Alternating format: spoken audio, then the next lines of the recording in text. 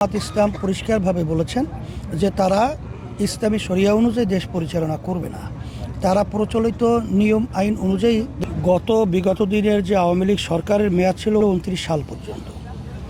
মাঝখানে 2024 সালে 5ই আগস্ট একটা অভ্যুত্থান হলো বৈষম্য দূর করার জন্যে।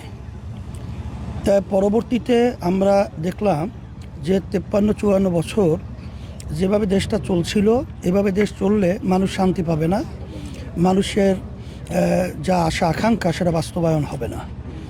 এই লক্ষ্যকে সামনে নিয়েই আমরাই প্রথম ইসলামের পক্ষে একটা বাক্সের ঘোষণা দিয়েছিলাম। সেই লক্ষ্যে জামাত এর সঙ্গে একটা বাক্সের ঘোষণা দিয়ে আসছিল।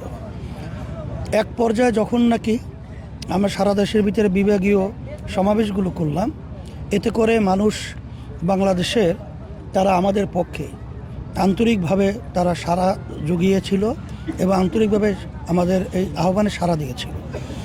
এটাকে যখন তারা দেখেছে, তখন তারা ইসলামের পক্ষের বাক্স বাদ দিয়ে তখন তারা ক্ষমতা প্রেমিক বলবো, ক্ষমতা লোভী হিসাবেই তারা বিভিন্ন পথ অবলম্বন করেছে।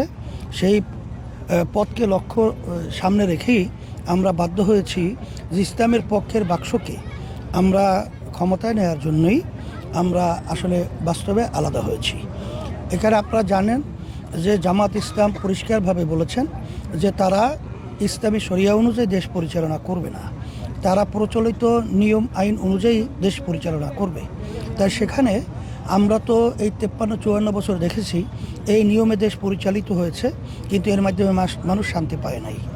আর ইসলামী নীতি আদর্শের মাধ্যমে যদি আমরা দেশ পরিচালনা করতে পারি, তাহলে সেখানে ইনসাফ রক্ষা হবে, সেখানে মানবতা মুক্তি পাবে এবং এই দেশ স্বাধীনভাবে তার মাজাকে সোজা করে দাঁড়াতে পারবে। সেই লক্ষ্যকে সামনে নিয়েই আমরা বাস্তবে যখন নাকি আলোচনা করেছিলাম, তখন তাদের চিন্তাটা ছিল আলাদা, আমাদের চিন্তাটা হয়ে গেল আলাদা। বাধ্য হয়ে আমরা যে কমিটমেন্ট মানুষের সামনে করেছি ইসলামের পক্ষের বাক্সকে শক্তিশালী করার জন্য, তখন আমরা বাধ্য হয়ে ইসলামের পক্ষের বাক্স এখন একটাই বাংলাদেশে, সে ইসলামী আন্দোলন বাংলাদেশ, তার প্রতিকূল হাত পাখা। এটা আমরা করায় সারা দেশের সচেতন মানুষ এবং সম্মানিত ওলামায়ে কেরাম এবং যারা নাকি দেশকে ভালোবাসে, ইসলামকে ভালোবাসে, যারা মানুষকে ভালোবাসে, তারা আমাদের এই আহ্বানে আলহামদুলিল্লাহ সারা জুগিয়েছে এবং তারা সারা দিয়েছে এবং তারা আমাদের সহযোগিতার ব্যাপারে তারা কিন্তু তাদের মতামত ব্যক্তও করেছে।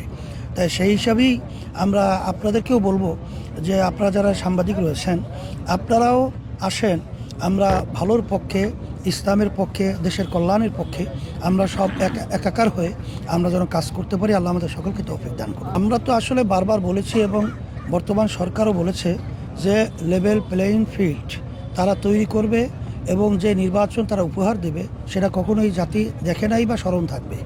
কিন্তু আমরা যেটা বাস্তবে দেখি যে এখন পর্যন্ত লেভেল প্লেয়িং ফিল্ড এটা এখনও কিন্তু বাস্তবে তৈরি হয় নাই। এটা আমরা সংজ্ঞায় রয়েছি যে আসলে জনগণ আবার তারা নির্বিঘ্নে ভোট দিতে পারবে কিনা, এটা আমরা কিন্তু এখনও সন্দিহান এবং তাদের ভিতরে এবং নির্বাচন কমিশনের ভিতরে কোনো ভিন্নতা বা ভিন্ন মতামত আছে কিনা এটা এখন আমরা বাস্তবে দেখিনি।